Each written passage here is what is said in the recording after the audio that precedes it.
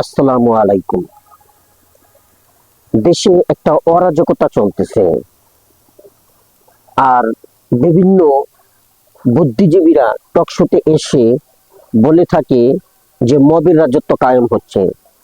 বিশেষ করে বিএনপির যারা টকশোতে আসেন তারা এই কথাটি মাস্ট বলেই থাকেন যে এনসিপির লোকেরা বা জামাত শিবিরের লোকেরা মবের সৃষ্টি করতেছে, মব সৃষ্টি করে তারা তাদের স্বার্থ সিদ্ধি করতে চাচ্ছে। আসুন আমরা একটা ভিডিও দেখি। আপনারা এখান থেকে চলে যান, আপনি এখান থেকে চলে যান, আপনি সমস্যায় পড়বেন, চলে যান আপনি। সে তো নিজেই জানে যে তার মায়ের টানে সে কখন আসবে। আপনি কেন উদ্ভট কথাবার্তা এখানে বসে বলতেছেন? আমি একটু বলি। হ্যাঁ, আপনি বলেন, আপনি কি বলবেন? আমি খুলনা, আপনি কেন, আপনি খুলনা না যেখানে হোক না কেন, আপনার পরিচয় কি বলেন? আপনি কেন এই কথা বললেন? যে যে আপনি আপনি কেন এটা বললেন? আমার বলতে দেন। না, আপনি কেন বলতে দেবো? আপনি কেন উদ্ভট কথা বললেন? আপনি বলতেছেন সে প্রধানমন্ত্রী হয়ে আসবে, সে বলছে কখনো? আমাকে বলতে দেন। সে বলছে কখনো সে রিল্যাক্সে আসবে?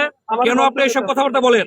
এইসব রাজাকারী কথাবার্তা বলবেন না, প্রশ্নই আসে না। এই ধরনের উদ্ভট এই পরিবেশ নষ্ট করবেন না। আপনি আমার আপনারা এখান থেকে চলে যান, আপনি এখান থেকে চলে যান, আপনি সমস্যায় পড়বেন, চলে যান আপনি। এই ধরনের কোন উদ্ভট এইসব এই কথাবার্তা বলবেন না,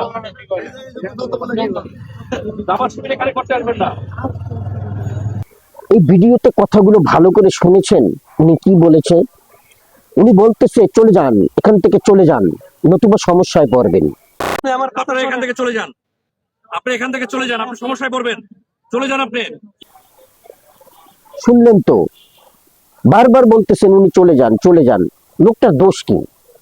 লোকটা এমন কি কথা বলেছে উনি যার কারণে এখান থেকে চলে যেতে বলছে, বা এই ধরনের একটা সবাই মিলে তাকে জড়ো হয়ে পাকড়াও করেছে, তাকে হেনস্থা করবার চেষ্টা করতেছে একটা সাধারণ লোককে? এমন কি বলেছে শুনুন। আপনি বলতেছেন সে প্রধানমন্ত্রী হয়ে আসবে, সে তো নিজেই জানে যে তার মায়ের টানে সে কখন আসবে। আপনি কেন উদ্ভট কথাবার্তা এখানে বসে বলতেছেন? উনি বলেছে যে এই ভিডিওর মাধ্যমে যে কথাগুলো শোনা যায় তাতে বোঝা যায় যে উনি হয়তো বা বলেছে যে কেউ একজন বাহির থেকে এসে প্রধানমন্ত্রীর সিকিউরিটি চাচ্ছে, প্রধানমন্ত্রী হয়ে তারপরে তিনি দেশে আসবেন। আবার তার মাকে নিয়েও হয়তো বা কথাবার্তা বলেছেন। তো তাকে যদি কিছু বলার থাকে আপনি বলতে পারেন, তার উত্তর দিতে পারেন যে না ভাই এটা এরকম না এরকম। কিন্তু আপনি তাকে ভয় দেখাচ্ছেন, তাকে বারবার বলতেছেন যে আপনি বলেন আপনি কে, আপনি বলেন আপনি কে। কিন্তু বারবার উনি প্রশ্ন করতেছে, উনি কোনো উত্তর নিতেছে না, তাকে বলার কোনো সুযোগই দিচ্ছে না। আমার বলতে দেন। না, আপনি কেন বলতে দেবো? আপনি কেন উদ্ভট কথা বললেন? এমনকি লোকটা বলল যে আপনি আমাকে বলতে দেন, আমি বলতেছি। না, উনি বলতে দেবে না, উনি ওনাকে এখান থেকে বের করে দেবে। নতুবা উনি যদি আরো কিছু বলতে চায় বা জোরপূর্বক কিছু বলতে চায় তাহলে তাকে এখানে প্রহার করা হবে, সবাই মিলে তাকে গণপিটুনি দেবে, এই ধরনের একটা হুমকি দেবার চেষ্টা করতেছে। শেষ পর্যন্ত তারই লোক মারফত তাকে ওইখান থেকে, ওই দলেরই লোক আর কি, তাকে ওখান থেকে বের করে দিচ্ছে। এই যে বের করে দিচ্ছে, ঠিক বের হওয়ার সময় তাকে কি বলছে শুনুন। সব রাজাকারী কথাবার্তা বলবেন না, প্রশ্নই আসে না। এই ধরনের উদ্ভট এই পরিবেশ নষ্ট করবেন না। আপনারা এখান থেকে চলে যান, আপনি এখান থেকে চলে যান, আপনি সমস্যায় পড়বেন, চলে যান আপনি। এই ধরনের কোন উদ্ভট এইসব এই জামাত শিবিরের কথাবার্তা বলবেন না, জামাত শিবির এখানে করতে আসবেন না। হ্যাঁ, তাকে বলতেছে এখানে জামাত শিবির করতে আসবেন না। তাহলে বলেন এখানে জামাত শিবিরের কি আছে লোকটা করছে? এই যে যে কথাগুলো সে বলল, এই কথাগুলো তো আমরা সাধারণ জনগণ বলে থাকি। আজকাল চায়ের স্টলেও এই ধরনের আলোচনাগুলো হয়ে থাকে।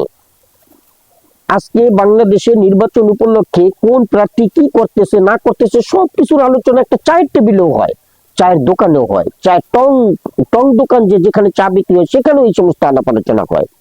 তো সেই আলোচনার পরিপ্রেক্ষিতে লোকটি হয়তোবা এই ধরনের কথা বলেছেন। তাকে তাকে জামাত শিবির ট্যাগ দেওয়া হচ্ছে, জামাত শিবির করতে আসবেন না এখানে। জামাত শিবির কি করবে এখানে? আচ্ছা, আবার তিনি বলছেন রাজাকারি করতে আসবেন না। শুনেছেন তো, রাজাকারি করতে আসবেন না। উনি এখানে রাজাকারি বা কি করলেন? তাহলে যারা বুদ্ধিজীবীরা টকশোতে আসেন, আপনাদের কাছে আমার প্রশ্ন, মব কাকে বলে আসলে?